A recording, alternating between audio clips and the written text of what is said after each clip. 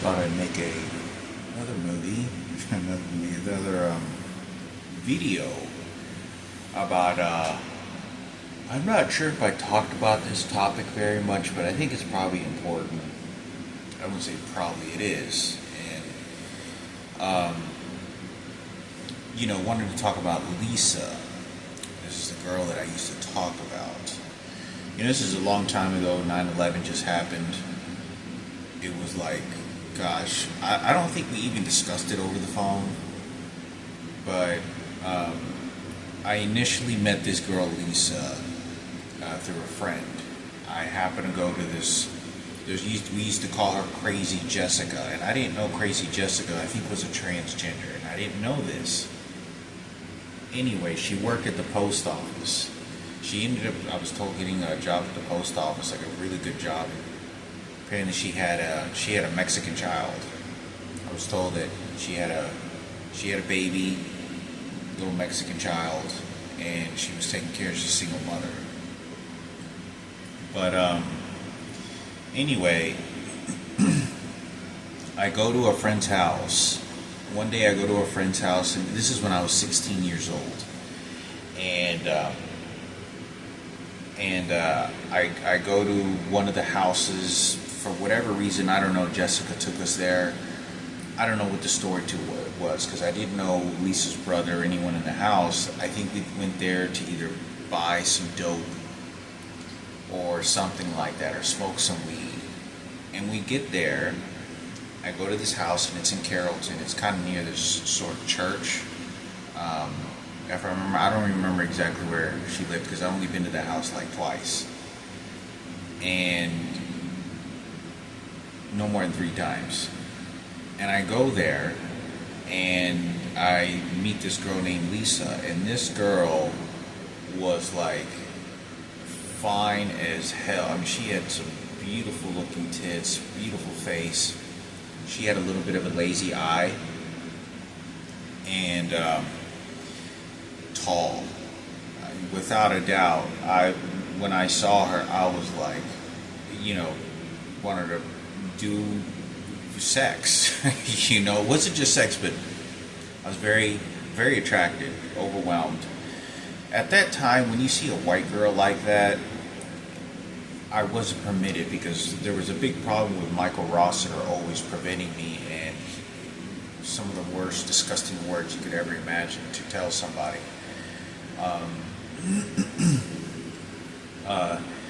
Was to prevent that. And we go there, and I was talking to her, and I think the day that Michael wasn't there, I think it was me and John Vasili or something.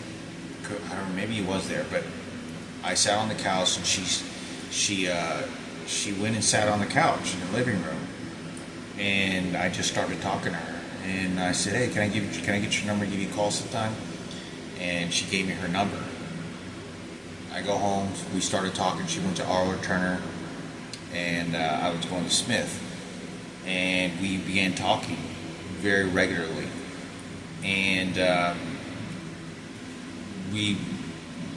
some point I talked about this several times. She told me stuff about her dad. Her dad also, after me talking to her like once or twice, I went to her house, and her dad was there, and he showed up, or he was there that day, and he was sizing me up, and her dad looked crazy, like that's my daughter. You're like, kind of like that's my precious jewel, and blood red shot eyes, white guy, blonde hair, and deep voice, like a rugged voice. And without a doubt, he was like sizing me up, like, are you just there to do something bad or take advantage? And she was a daddy's girl, because she really loved her dad. She really did. And when I went there the few times, there always seemed to be mechanical work that was going on, with some mechanical work, and there was 2 Mexican guys. They were older. They were like 20. They were like in their 20s. And Lisa was a very precious looking girl. Without a doubt, I knew the older, when I was 15, 16, I knew that the older guys always would try to get them if they could.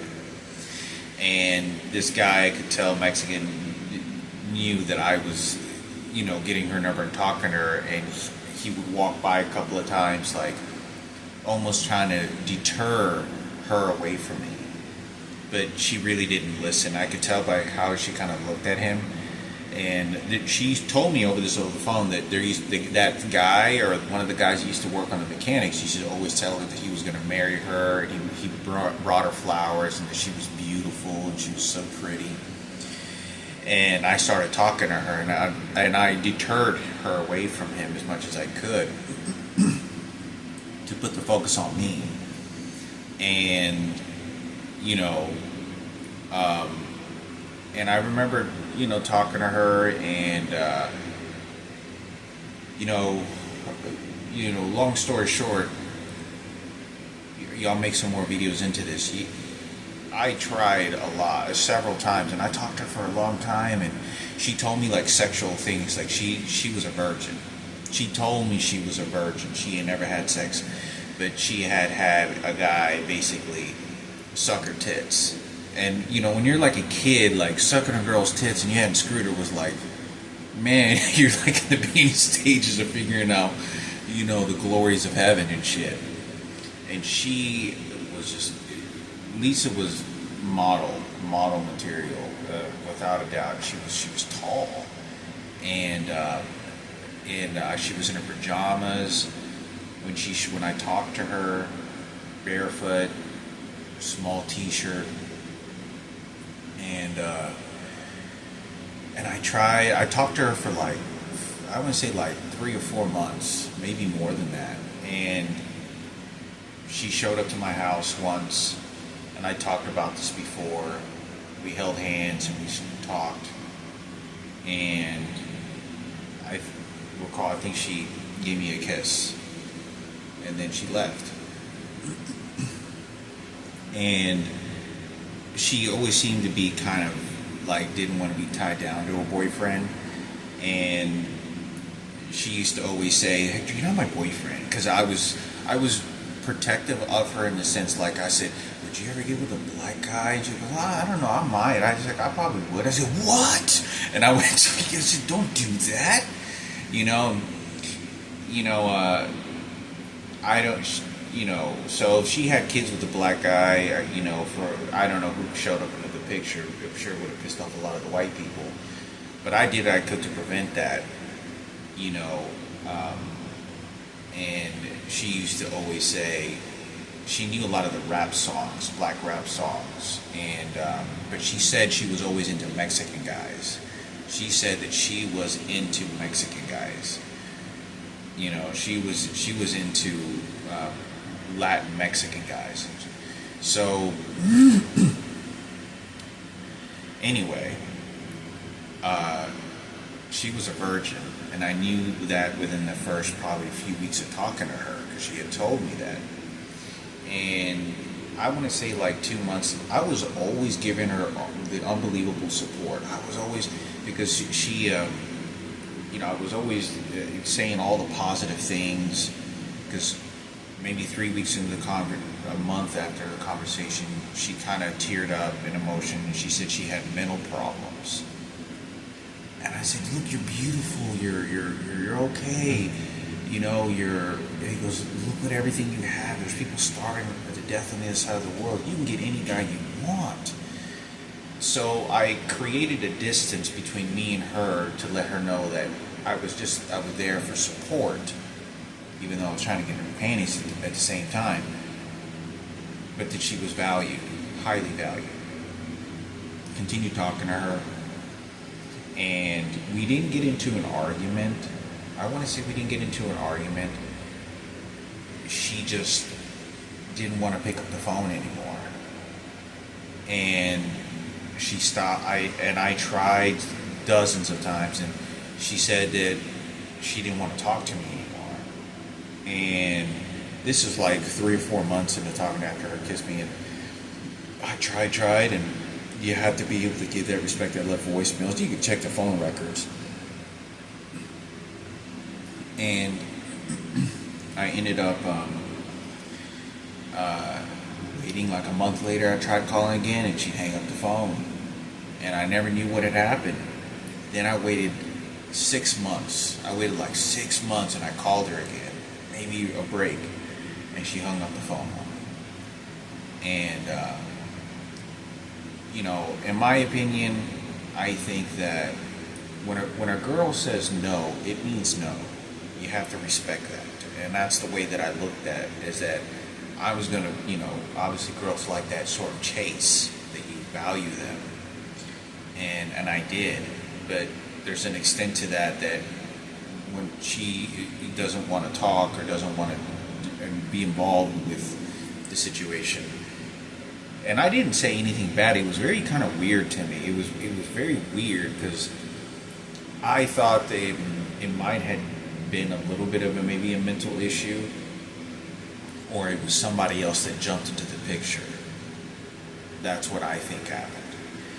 And I did everything. Like, I was trying to get in her panties, and it was not just to use her. I really wanted, I wanted the long haul with her. And, when you're young like that, I'm just thinking like babies. I'm thinking like children. She's strong, hell, what our kids would look like. And she had a body that a lot of the girls in high school didn't. I mean, I got really lucky with her. And it was weird because she had long hair, light colored brown hair, and beautiful, colorful blue eyes. And but I don't know what really would happen. I kept on trying and trying, and I mean, I tried, but I took it as, when a girl says no, it means no. Like, you have to respect that. You have to acknowledge the self-being that this decision that she is making. And I never heard from her again. And I know she was protective of me, and she told me some, stuff about plenty of stuff about her life. And she told me like when she told me, she would tease me, stuff like that. Like, she's like, oh yeah, there was a guy before once, he took off my shirt, and I let him, I took off my bra, and, we even take my pants off, and when you're a kid, you're like, oh shit. I was angry and like jealous, and she could tell that. She kind of seemed to feed off of that too. And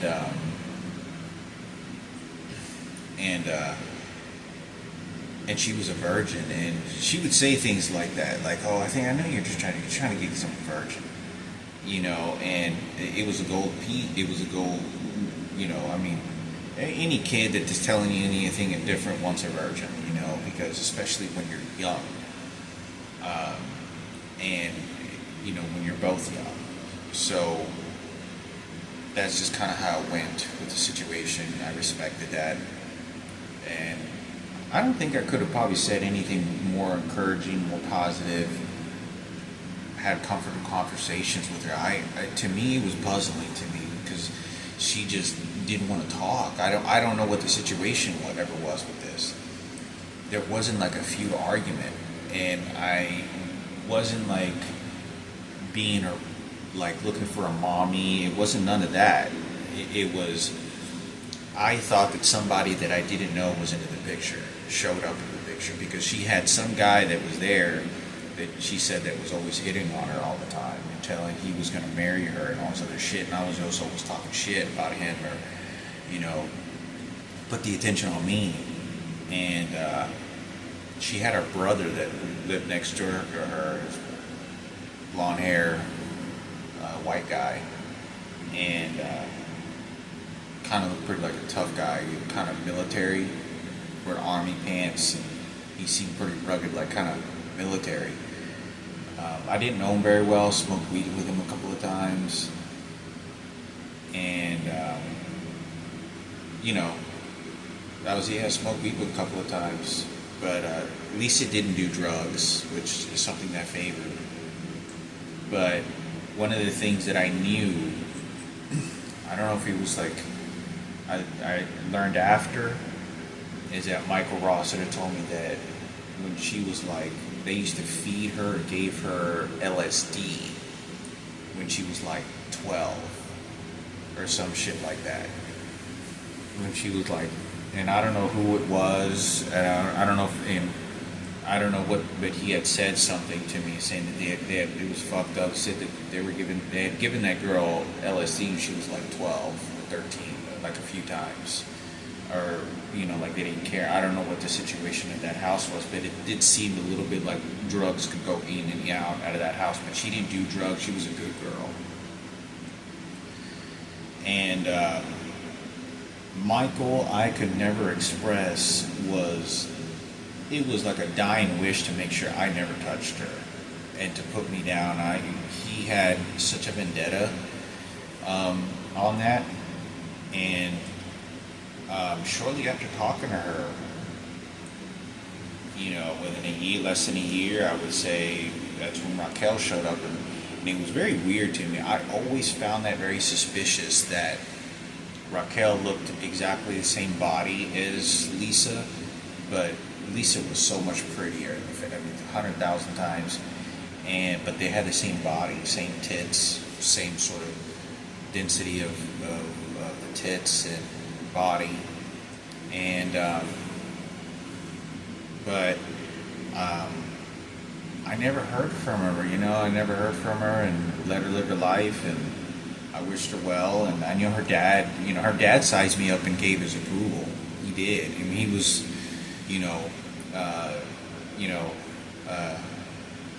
kind of sizing me up when he came in. I mean, he was making sure he was taking care of his daughter. Her Jules, which he's supposed to do. And but she really adored her dad. She really loved her dad. I recall that she really did.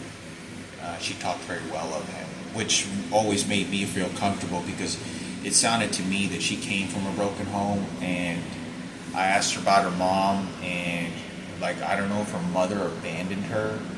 And I want to say that I think her mother had abandoned her. I don't think she could have passed away. I don't think she did. But I want to say that their parents divorced and she didn't want anything to do with her mother.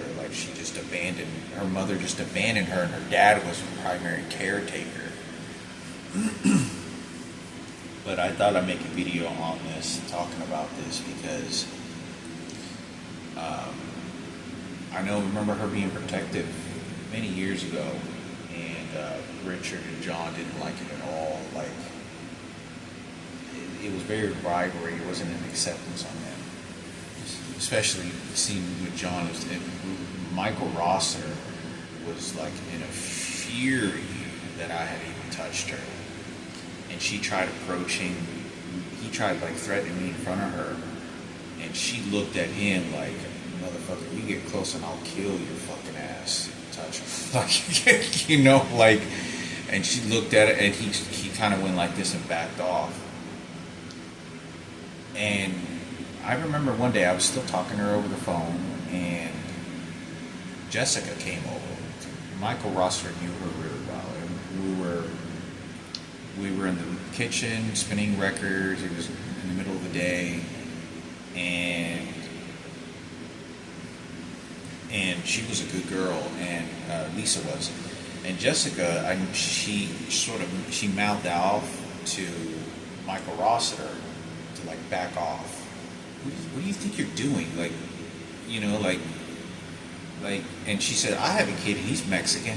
And so the conversation led to how whenever some women do this, and some individuals, I think she's a transgender, said, let me go ahead and, to encourage in the conversation, to knowing that you'll be not speaking directly, but she goes, oh yeah, I have a kid that's Mexican and we get along great. My boyfriend's Mexican. So she was encouraging me to get with this girl and have babies. But anyway, and she deterred Michael because she knew that Michael was like, what are you doing? He's like, what business do you have doing anything? If she wants him, what do you have anything to do with it? And he stayed real quiet. He just stayed there real quiet with his eyes open, kind of just got put in his place. And that was pretty much it. And she started coming over, Jessica, and kind of patrolling the house, and and I talked to her, I continued to talk to her, and Jessica said, "Oh, you hadn't called her," and or something like that. And then I called her and we spoke, but for me, it was just, you have to respect the situation. I always believed somebody else got in the picture. I don't know what had happened, because I knew these are the two guys were, and I always knew that there were other guys that wanted. She was absolutely too pretty to not have that many. I mean, she had beautiful tits. Her tits at 16 years old were pristine. You couldn't probably have gotten better tits, and they were natural. I mean, just beautiful skin, beautiful eyes, beautiful hair. Like her hair and body was that of somebody that did like track and field.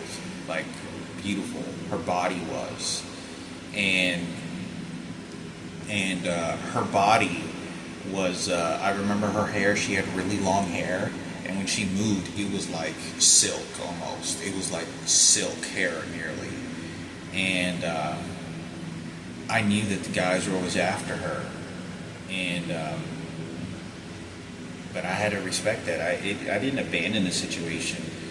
I always believed that somebody jumped into the picture, and that's what I was afraid of. That I didn't know in the background, something, somehow, someone jumped into the picture. That I don't know what the story was, because we had a very strong communication. This wasn't just small talk. We had a very strong, fluent, healthy relationship, and I was always giving support, and I was, acknowledging that I wasn't just trying to be a friend, and I was very brutally honest. I think I could speak to females more, way better than most guys, 100%. When I had conversations, it just depends on whether the female's, what state of mind she's in, and what she's looking for, and whatnot. But yeah, I mean, I suppose that I didn't get all chewed up over her, because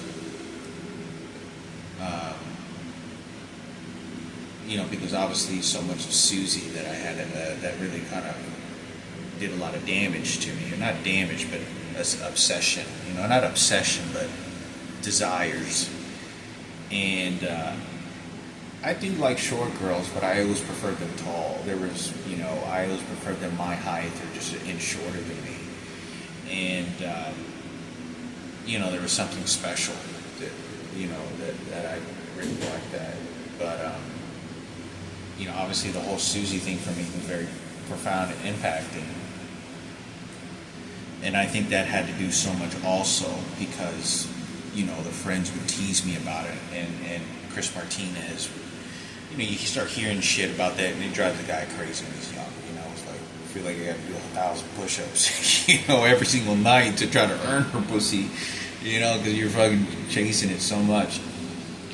But anyway, I always felt somebody jumped into the picture. I knew somebody did that I don't know who the fuck, and I assumed that it was, because I was always warning her, and I was always telling her and deterring that guy that was like 25 years old. He's like, he brought her flowers, said he's going to marry her and beautiful. I was like, don't listen to him. He's trying to take advantage of you. What are you doing? He said, you're 16 years old. You're supposed to be like me.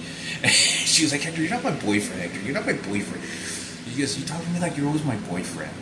And girls are supposed to like that. Girls are supposed to like that when you take them. Like Hulk Hogan's wife once said that in an interview many years ago. I saw, said that when she got with Hulk Hogan, she said that he sort of just took her, like took her, and she was just like, and she goes, oh my God, she's like, there was nothing else in life that a woman could feel like that. And that's what I felt like I did. But I had to give that space and respect. That's my opinion of it. People are, whether she ended up going to a direction that people didn't like, in my opinion, when a girl says no, that means she doesn't want to talk to you, she doesn't want to be in a relationship. You have to understand her position of power, her position of self. I've always had that, for my opinion, for females. I'm old shit now, it don't matter, but yeah, I don't know what happened, and I always believe somebody jumped into the picture that did something to her mentally, because it just happened sort of sudden. I didn't push her away. I didn't, I even tried talking to her. I don't know how many times I tried calling her. I don't, to the point where I felt like I, just harassing like a crazy lunatic boyfriend. But tried giving her a break a month, 3 weeks. Tried giving her a break, nothing. Phone would just ring or she'd hang up. And it was so weird because we didn't argue. We didn't get into like a bad argument. It wasn't even, if it was anything that we maybe got frustrated, it was maybe she felt that I was trying to protect or control her, and I wasn't controlling her, like, I don't know what it was. I honestly believe, because I kept a lot of space, and I felt like, I really did feel like somebody jumped into the picture because they knew I was after her. And Michael Rossiter was fucking balls to the wall, going crazy to prevent me from ever getting into her panties. When she wasn't around, he was like, "You're not going to get her in panties. You're never going to get her. She doesn't like you. She doesn't like you. You're never going to get in her panties. You're never going to get that pussy, man. You never." And that's all he would do and say. He didn't even know her. And anyway, that's the story what happened, whether you like it or not. And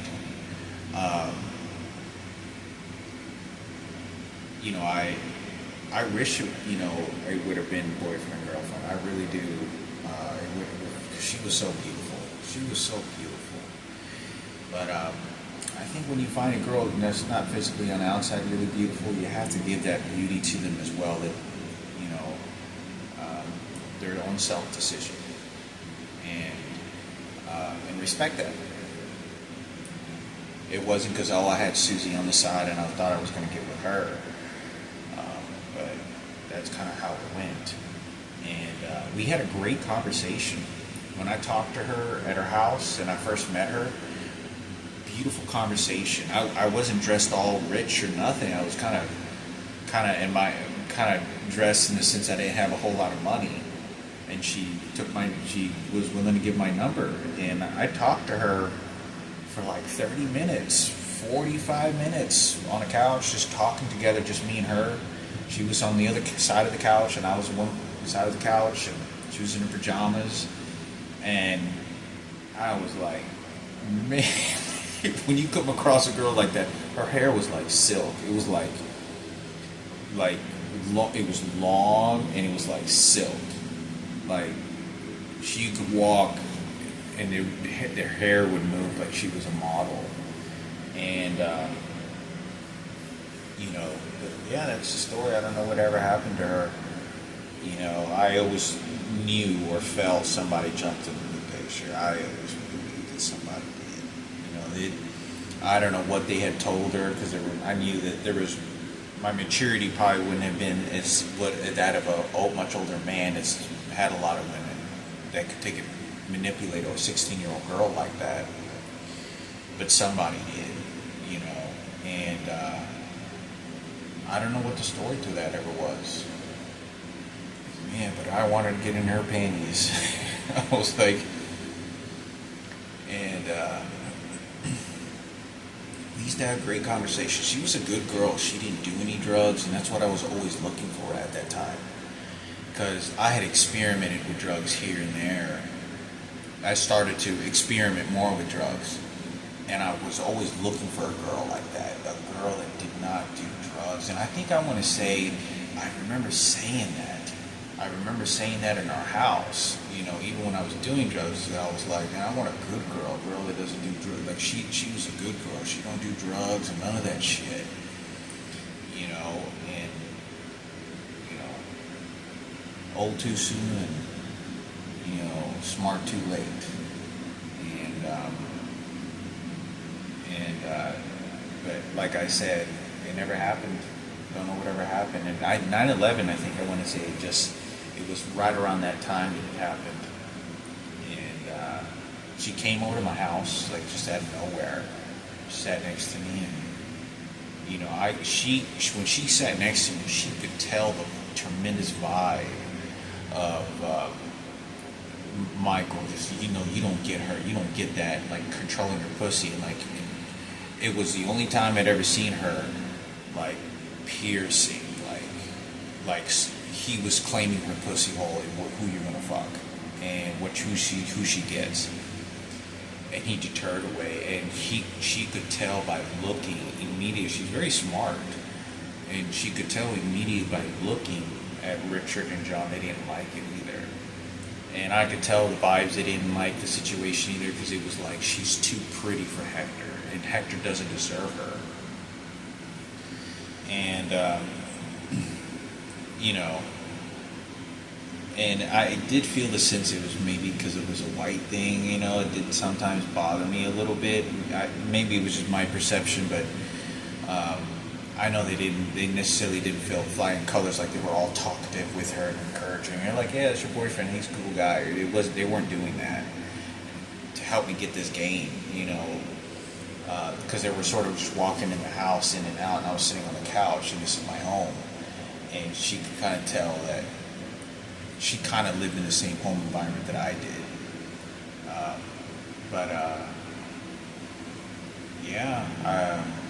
I know she had a lazy eye. She kind of had like a eye that wasn't centered, but I found her just as beautiful. I didn't care. I absolutely found that even more attractive to her. It didn't. That was not a defect at all to me at all for any kind of reason. I wanted to have babies with her. I remember I was thinking, because she was big and tall, like strong, like you could tell that both of us, the height and frame, if we were to have children, their children would be strong, like, and she was smart. She made good grades in school, and she was brave. She had a brave, but she was very recluse. She always stayed in her room.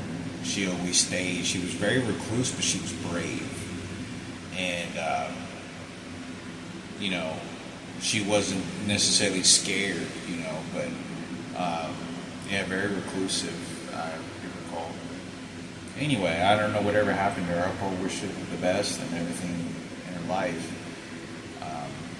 But if she had kids with a black guy, I couldn't tell you, I wasn't saying racist shit to her, but it's not something that I liked her to do or wanted her to do. And the same thing like with the older Mexican guy. I didn't want her getting with a much older guy, but because we were the same age. But yeah. Then Raquel showed up. I always felt so strongly. It's weird that somebody, when I was taking a GED classes when I was in Vermont, one of the tutors told me, he goes, hey, you got to switch it. You got to switch them.